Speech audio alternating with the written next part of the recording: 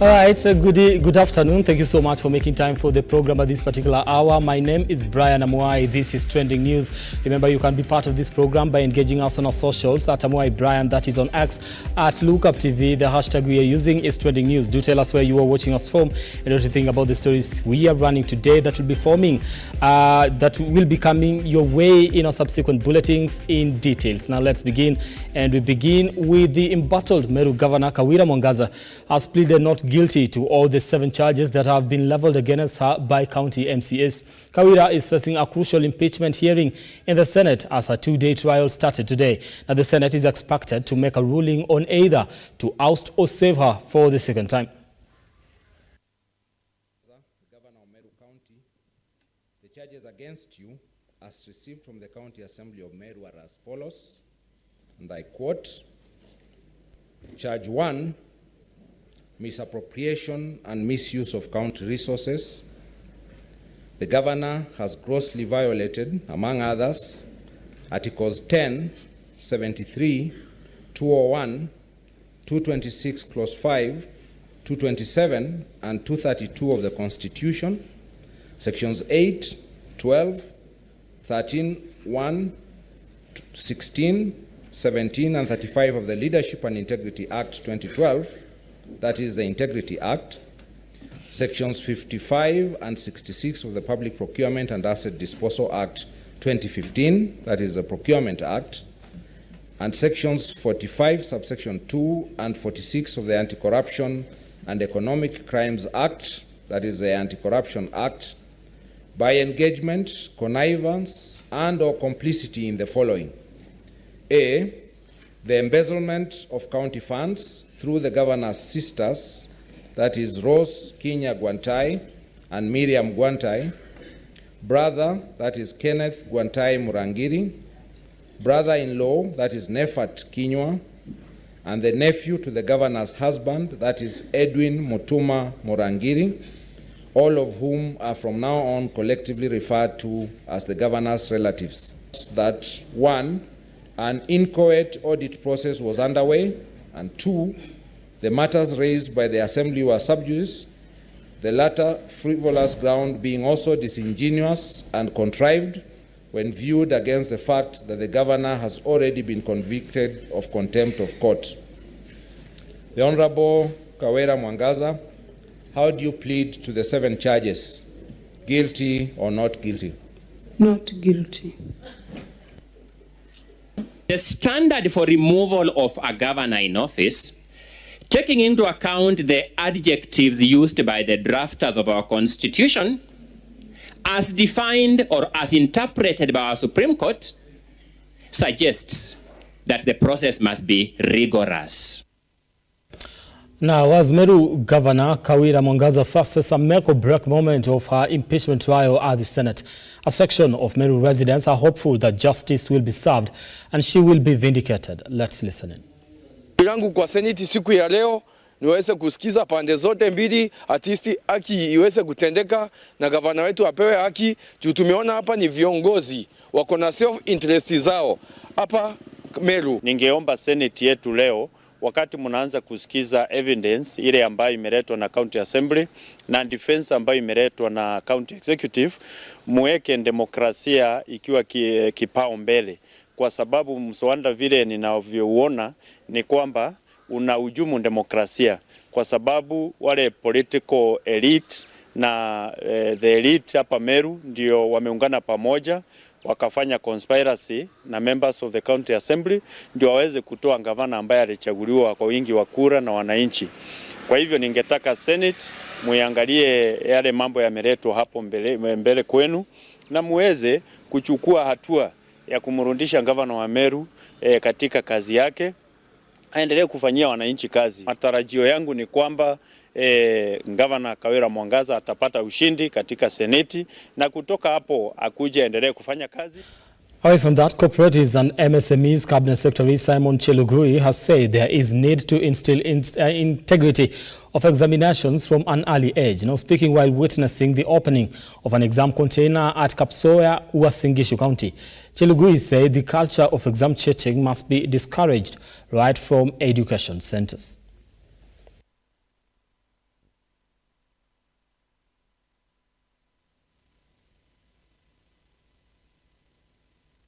Ni vizuri sana tuanze kulea watoto wetu na tuwafunze tabia nzuri, kwamba mtu ambaye anafanya kazi kwa bidii, huyo ndio atatunukiwa, atapata riziki yake kupitia jasho, kupitia kufanya kazi kwa haki.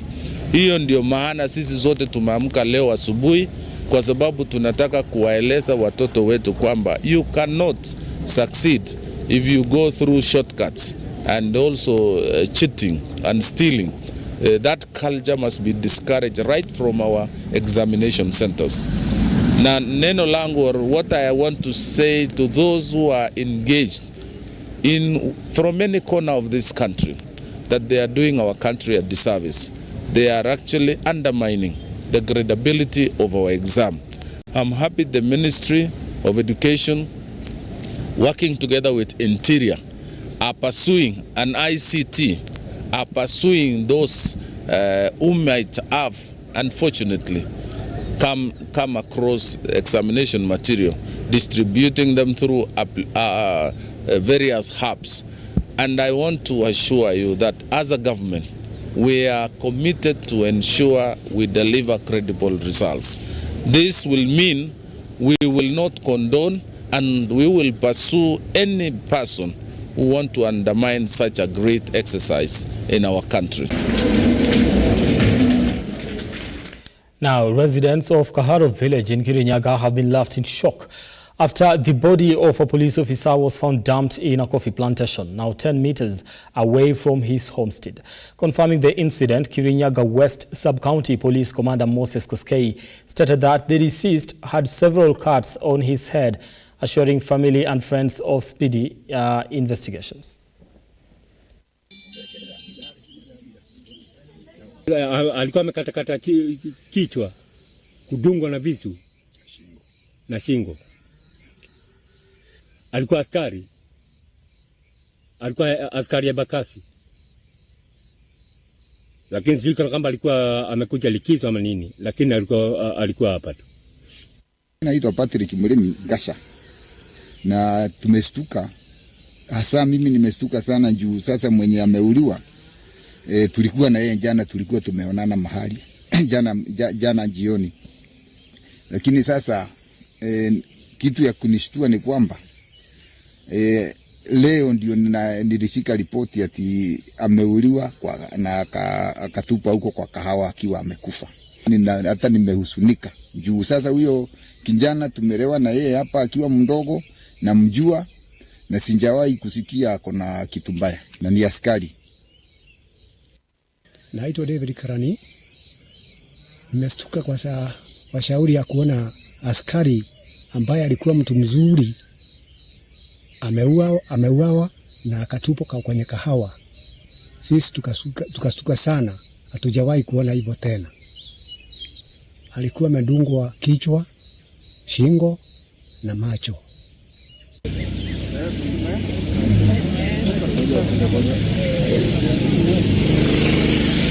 Now, Boba Racho ward residents in Kisii have condemned the attack on their MCA Ibrahim Ongubo after he was robbed at gunpoint at his home by unknown robbers. Now, Ongubo now says he had commotion and called Kiamokoma ward MCA to mobilize security officers to come to his aid.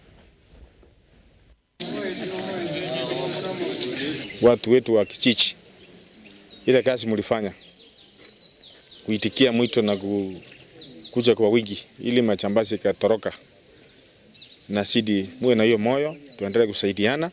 Ninaomba serikali yetu kuu, kwa sababu sisi pia tumechaguliwa kuwakilisha watu, inastahili tupewe maofisa wa polisi wenye wanakaa na sisi kama vile wabunge wamepewa. Hiyo itatusaidia sana. Jambo kama hili alingeweza kufanyika wangejua niko na maofisa ambayo wananichunga hapa. Hilo ndio ombi langu kwa serikali kuu.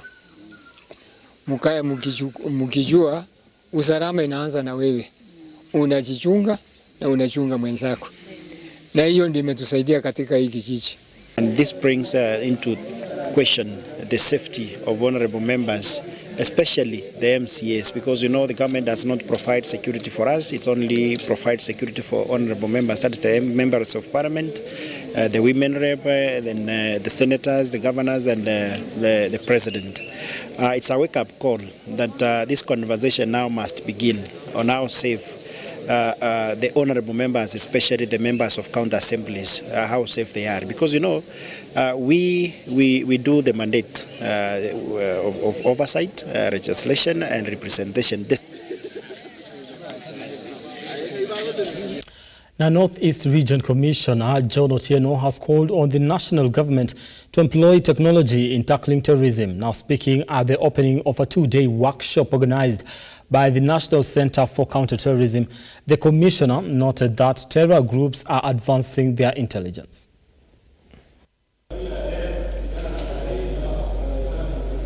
This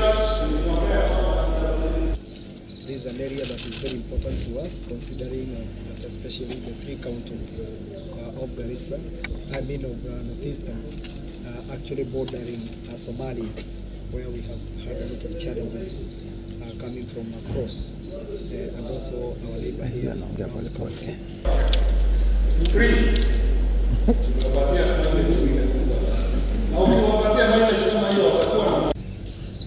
The AS have changed their strategies of engagement, and they cannot be ahead of us, because if that happens, then we will lose this region to the dogs. We need to be ahead of them, and that is why we are relooking at our strategy on violent extremism.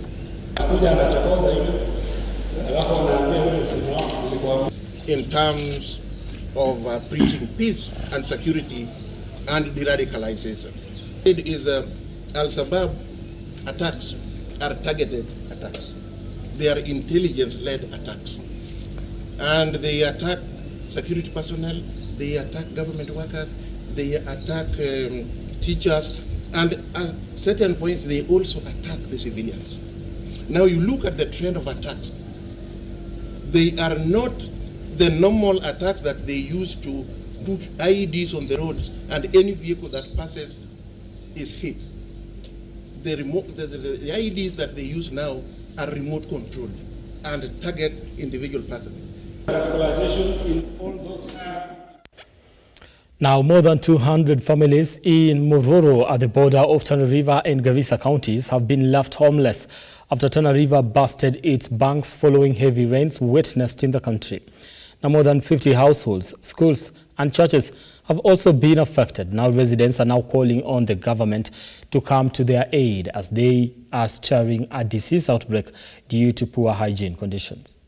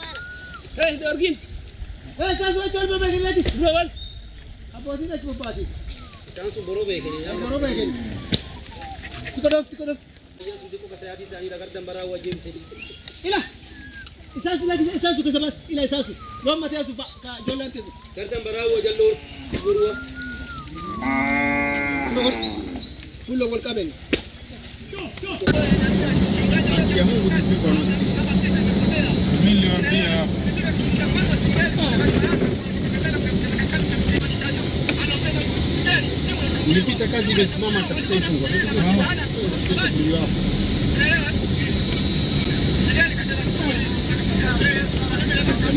Na maji na haliwezi kufikika, lakini pia kuna dispensary ya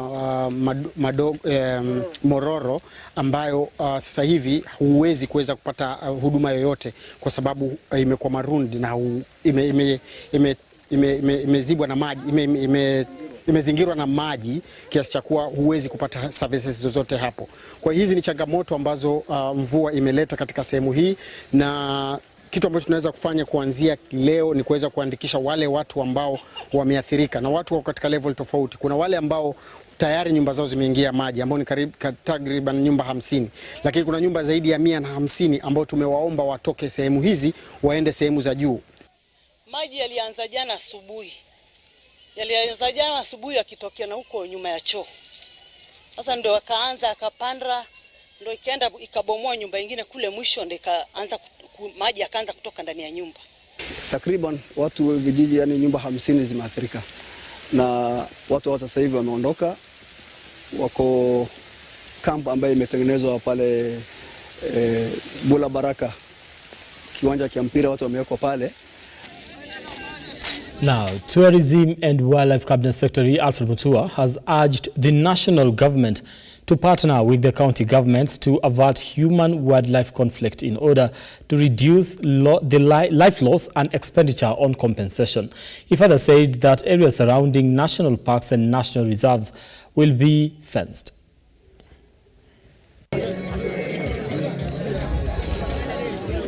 Ina mpango katika wizara yetu kuhakikisha kwamba hii vita yetu ya kati yetu na wanyama imepungua. Tuangalie vile tuweza kuwafunza ndovu na wanyama wengine lugha zetu tuweze kuwa tunaongea. Kwa sababu tumekuwa na hiyo shida sana. Na kumekuwa na shida ya compensation. Imekuwa kwa muda mrefu fedha haziweki za kutosha za kuweza kufanya compensation. Mwaka huu tuko na 1.1 billion, kuna zingine zaidi ya shilingi milioni 800, na mimi nataka kuongeza zingine bilioni 1.5 ndio tuweze kufanya expedited compensation. I celebrate the Maasai people, a resilient people, a patient people, people who have given so much, have lost so much, have gone through a lot of pain without complaining, without throwing a stone, consistently praying, saying Amboseli Sawas. I celebrate their resilience, I celebrate their patience, and their day has come.